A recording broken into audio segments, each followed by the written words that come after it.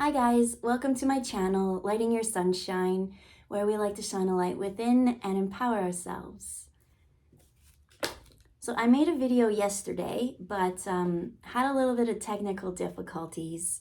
And so in the end, I just decided to take the day off and not fight the flow. But there was so much to share, and so maybe I'm a day late, but we're going to share some of this insights on the spring equinox that happened yesterday. Because not only was it spring yesterday, not only did spring sprung, it was also a new moon in Pisces. So there's a lot to unpack there. And so we're not going to be doing cards today. I hurt my hand, so we're just going to I sat and I got so many downloads on Sunday and all these other things. So that's what we're going to be doing this week. We're going to let my hand heal and we're just going to share all these things I've learned. So yesterday was the first day of spring. In Germanic, they call it Ostara. Some people call this section. So what it is they see the cycle of the year in a wheel. And that's what it is, right? 4 seasons. It's always birth to grow to letting go. That's the whole purpose of every single cycle. And so I've been noticing a lot of people saying, oh, it's like you're doing a personal reading for me. And it's not a personal reading, but it just really shows that how connected we really all are, and how so many people are going through the same things that you're going through, but not speaking up about it, right? So look around you, look at your friends and family. Can you spot areas that you can improve on? And the whole key to all of it is just sharing, to speak up, to be open and vulnerable. So the spring equinox, let's go back to that. It's the balance between light and dark, right? In Yule or whatever, that's when it's the darkest days, or the winter solstice. And then the summer solstice, that's when it's the brightest, that's the most light. But in the two in between, that's when the balance of the light and the dark come. And you do need both, you do. Right? The light adds some emotions to the mix and a feeling. And I feel like the shadow or the dark kind of aspect adds like let's say the light makes something be blue, but then you add a layer of, and you embrace and incorporate the shadow part of yourself. Now you got electric blue. That kind of adds the vibrancy, the pop, the depth. Oh, that's what I like, the depth.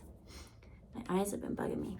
So right now is still, okay, so last one, embolic, was all about the melt. Spring was starting to, right, the sun was starting to come back. There was a little bit more light in our day. And right where I'm from, there's tons of snow. And so the snow started melting. We're still kind of in that phase. We are. What the last cycle taught us was codependent duality relationships, or things within us, patterns that needed to be broken and released. Because from the 19th to the 20th, or we could even say an aspect of the zodiac calendar. So in the zodiac calendar, we're moving into Aries. And Aries is the very first, right? And so that's kind of it, is spring is actually the new year, the new cycle. So I don't know why we ever decided to celebrate it on January. Maybe I should go look into that. But maybe if you know, just let me know. Maybe help save some time. And yeah, so we're in this new phase. So what's Aries? Aries is the ram, and the card associated with them is the Emperor. So I did pull the Emperor card just for reference. So here's our Emperor, right? He's sitting in his throne. We got the two sides, right? Light and dark, very composed. But the Emperor is about, right? They're the ones that have to make very strict decisions when it comes to how to rule the kingdom. And they don't use emotion, they use their mind and intellect. So that could be a good thing. But in this time, we still have a bit of the melt coming. The snow and the emotions and the dark and the everything is still in us, being mixed up to be healed and released. If unchecked, it could become...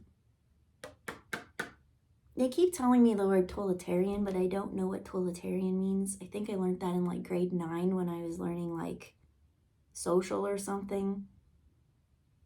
But anyways, I just see like someone, when it's unchecked in the Emperor, they start to be more demanding, right? They're the ones who have to strategize war plans, right? If there is a war going on, he has to be like, okay, take the emotion out of it and this and this and this. But he also can have an ego. He can be very full of himself and think, you know, he deserves to sit up on this. And that's where problems come in.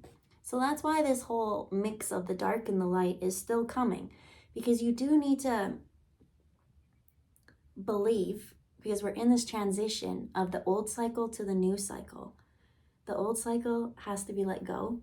And you have to trust that you learned all of those lessons and that you can now integrate them into the new chapter and move forward with that wisdom. This time is about stepping into confidence, but it's also about being very young, naive energy, like spring, brand new start. We're seeing the Fool card now. And the Fool is going off into, did I ever pull that one? No, and I'm not searching for it. He's going off on his adventure, and it's exciting, right? Every time I see the Fool card, I just hear, I'm going on an adventure. And it makes me so happy. But that's kind of how it is, right? In The Hobbit, they didn't want him to go off and go do things. No, hobbits are supposed to stay in their little houses and live very meek, mild lives, right? We've done this for centuries. That's just the way it is. What do you mean you're going off and you're going to go on this grand adventure? And everyone doubted him and laughed at him, but he had that pull to try something new. So right now is about taking what you've learned, encompassing all that, and then going forward confidently, even though you're very scared still, because you're going to still learn. You're still going to get, I'm just seeing a shell, more protection and armor as you live your lessons and just keep leveling.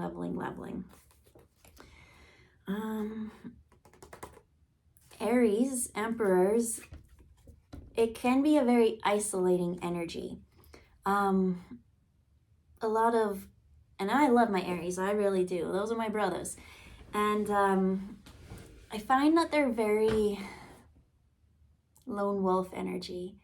And you can learn so much for that, especially on this new adventure. You do need to kind of take yourself.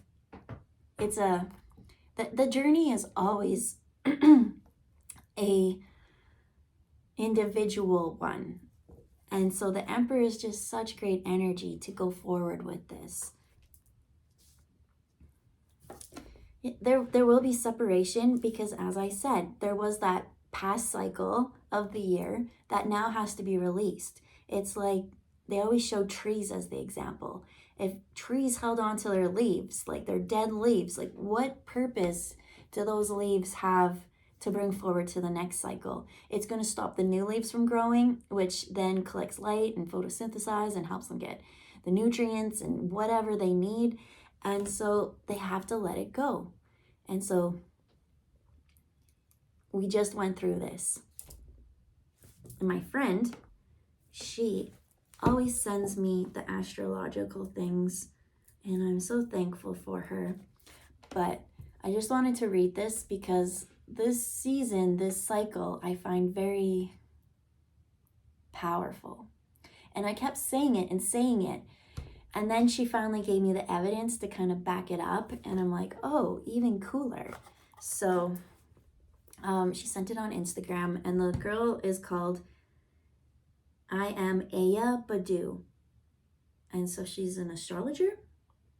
Yeah. So this is what it says. There's going to be 2 new moons in this Aries season. So yesterday was a new moon. And what does that mean? New moons, right? Full moons expose. There's light you can see. Right? That's a time you kind of want to go within and check yourself. But the new moon is when the moon is almost void. And it's planting seeds is the best time to do, right? Seeds grow in darkness, and then they reach for the light, and then they grow to what they want to be. So those are the times to make wishes. And so in Aries, there's 2 new moons. Which is very rare. And so I'm just going to read this to you guys. It says, the 2 new moons in Aries that we'll be experiencing as a collective will challenge us all to think about where in life we're ready to take action, what the new beginnings we're ready to create for ourselves, and how we can all go after what it is we truly want in our lives. That's the end. That's the conclusion, guys. Hold on. Oh no. Oh no. I just exited out of it, and we send so many memes to each other. Sorry, guys, I got a lot of scrolling to do. There she is. All right, back to the beginning. It says, if your astrologer isn't preparing you for the 2 new moons in Aries, that are about to take place back to back, what are they doing? There will be a new moon in Aries occurring on the 21st, and then there will be a new moon eclipse occurring in Aries on April 20th. New moon in Aries on 21st. Oh, that's today. Maybe that's why my video didn't work. Doesn't matter, because I had so much in it, and I feel like this one doesn't have as much, but this is what's needed. The 2 moons that are getting ready to experience in Aries are going to give everyone the opportunity to radically change their lives in some way. It's important to know that opportunities like this do not come often, so we're going to want to take full advantage. Aries is a cardinal sign that signifies the beginning of a season. Cardinal signs are all about initiating and bringing about change. New moons represent starting new chapters. So can you imagine what it's going to mean when you have 2 Aries new moons back to back? The Aries new moon occurring on the 21st will be taking place at 0 degrees Aries. This is what I don't know much of, but I'm like, wow, that's really cool. 0 degrees in astrology represents the beginning of a sign, and Aries is the first sign of the zodiac. So many people are going to get the opportunity to start brand new chapters as a result of that new moon. The Aries new moon eclipse occurring in April 20th will be taking place at 29 degrees Aries. In astrology, 29th degree is considered critical. It can represent things coming to an end, but since this energy will be in Aries, it will be about closing a door but opening up a new one. Cardinal signs like Aries, Cancer, Libra, and Capricorn will be the most affected by these new moons. Many of them are just starting brand new chapters in their lives. For cardinal signs, this energy is about redefining what independence looks like for them. The Aries eclipse occurring on April 20th will challenge Pluto, which I believe is going to be in Aquarius, the planet of transformation and trauma. And Aquarius is humanitarian and compassion and being a loner. And so this is a healing journey. This is something that's just new everything for you. And I keep getting it's a solo journey, but you will meet your right people. For cardinal signs, this energy will be about breaking certain cycles in their families and creating new paths, new direction for themselves that feel right for them. The 2 new moons in Aries will be experiencing as a collective will challenge us all to think where in life we're ready to take action, what new beginnings we're ready to create for ourselves, and how can we all go after what it is we truly want out of life. And so, as I say, I don't really know much about those things, but I really love that Spirit's been giving this message and building up to it. And that's another thing about trusting the process. You have to go out and live life first, and then Spirit gives you the signs and synchronicities so that you can learn to trust yourself, right? It's not like you read a book, this is how it is, and then you go out and do it. No, you go out, you mess up, you don't even know what you're doing, and then things happen and you navigate it, and then later on, the book comes. You read it and you're like, oh my gosh, I just went through that. I just mastered that. I understand. I know. I know? Wow, that's a powerful statement. And so a lot of this release, right, on the 29th degree of letting go, shutting doors, stepping into your path, there is going to be a lot of emotions that come up. As I said, the melt is still coming. Where I am, there's still tons of snow. And it was nice to have dry roads yesterday, but you might want to stock up on windshield washer fluid. It's going to get messy. And so what that means is learning to listen to your emotions as they come, as the flood comes, and knowing what to let go of and what to look a little deeper into. And so at the center of everything, every emotion is love and peace. It's just, that's your natural state. That's how you're born. That's just who you are. But we have so many, an umbrella of emotions. And these emotions are all great and healthy because they tell you when your boundaries have been crossed. They tell you when betrayal has happened. And you've had, betrayal is like sadness and grief. And you need time to heal that. You can't just be like, I'm okay, and then walk on. It's not. That wound will always be there. And that wound will always be there.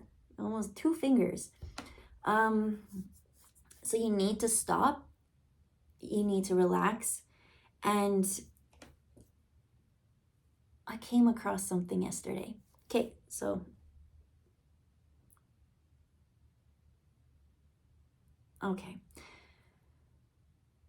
this is going to be about tomorrow's video, my lessons that I learned about my hand, but I did come across something after that really made sense to me. It said, after you've been through a trauma and you finally find safety, that's when you feel exhausted. So if you're tired right now and you don't have the effort to go out and do things, rest, heal, right? Heal so that you don't go and bleed all over others.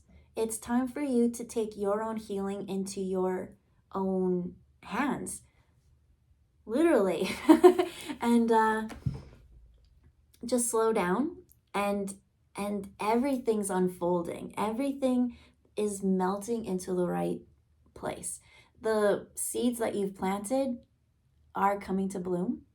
And so the new moon's today, so that's amazing. I don't know where in the world it is. It could have been where I am yesterday. Who knows?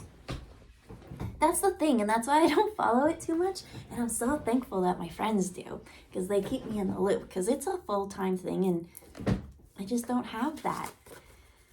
So just let me see what I wrote on my notes when I was talking to Spirit. Right.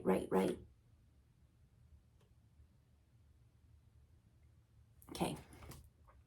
So back to these emotions and this umbrella, because there is a purpose and a place we're getting to with this. Right? The first cycle of the year when we do our traditional New Year type thing, winter, we'll say winter solstice. From that, it was about knowing your needs. We were in the darkest days. And from that, you need to prepare. You need to trust that what is coming, that you'll be safe. And then when we get to more of like the spring, like embolic, that's when we start to honor our emotions, because things are starting to thaw. We aren't worried about safety and survival because we've made it through the darkest and the light is coming back. So now emotions, we're like just honoring whatever comes up to us, what needs to be let go, because that's the end of the cycle. And so now is about trusting that you learned. Now is that new baby bird energy flying out of the nest for the first time, trusting your wings. But if you don't know how to navigate your emotions, right? So all of these things, we talked about the anger and the shame and the guilt and needing to heal, and like these things are guiding you there. One of those words I said was not actually an okay feeling to have. I mean, everything is okay in a sense if you are consciously aware when it comes, but the one emotion that can taint every single emotion, happy and bad, every single emotion that can be attached to shame. Shame overlayers love. It makes you think you're not lovable, that that's not your natural state, that there's something wrong with you, that, you know, you wanted this thing, but it makes you feel bad, or you did this thing and it makes you feel bad. It takes you into even deeper depths of taking anger into like grief, into depression, and like anger into like anxiety, things like that. And so those ones are really hard to deal with, because that's like twice removed. Like that happens after you didn't honor that emotion. So Spirit gave me this technique to help find clarity so that you can navigate your emotions. And so all they said is you have to start in your heart. So what does that mean? Breathe, bring all your attention and awareness to your heart.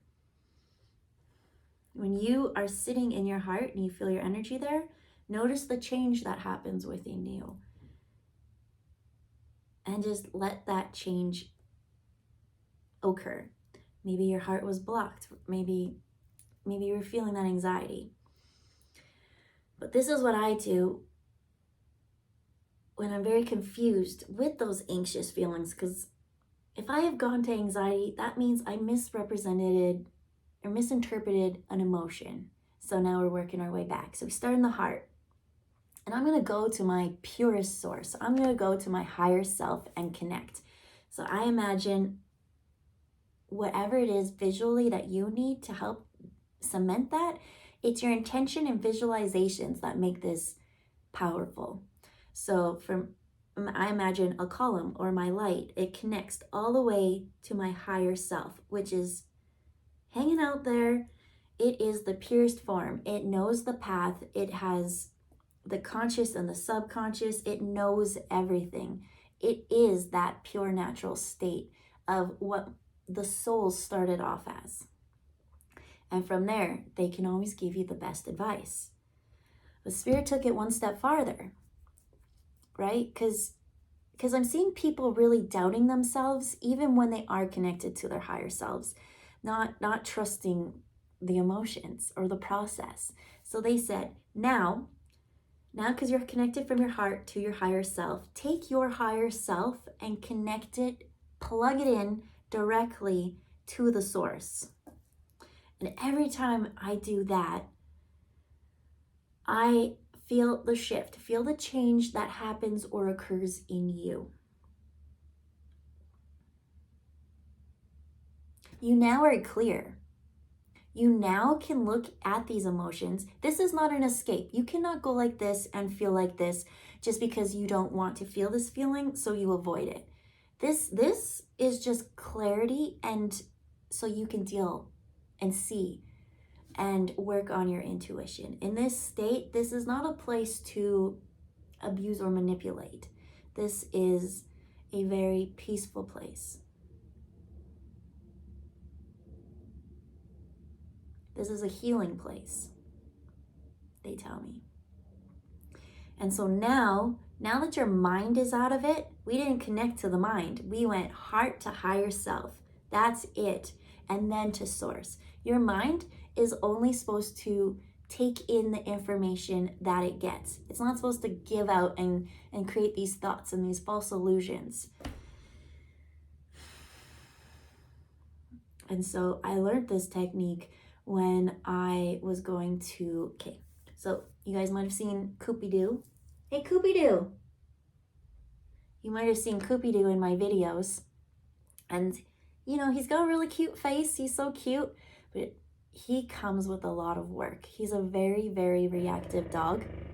Unfortunately, the people who owned him at the beginning of his life had some unfortunate circumstances happen, and they shipped him out to all different people at the critical, crucial times where you're supposed to learn as a puppy.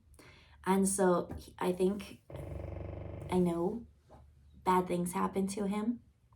And so he's very reactive. And so, you know, lately he's been getting into whining. He has this high-pitched whining. And as a massive empath, we were going to the dog park, which is my happiest place on earth. But he shrieked the whole way. And by the time I got to the dog park, I felt so physically assaulted from all this. I couldn't think, I couldn't concentrate. I was like, I keep saying, elastic band that couldn't go back. So I just packed up and I went. We got to the dog park and we went directly home. And I just sat there and tried to calm myself down for hours. And I couldn't, because I felt the anxiety in my heart. And then eventually they showed me this technique. And from there, we got calm. And then we went back to the dog park. He was the best behaved ever. And I didn't take it on. Because I think once you feel depression, like I say, those are emotions twice down, like removed. Those aren't, there's a purpose to them, but that is not you at all. And I think once you get there though, it really takes you away from the love, from the peace, and you don't think that you are part of that anymore. And that's the saddest part. So this new adventure, you're going to have emotional things come up. There are cycles ending, and those cycles are sad to let go of, but you have to move forward with an open, loving heart.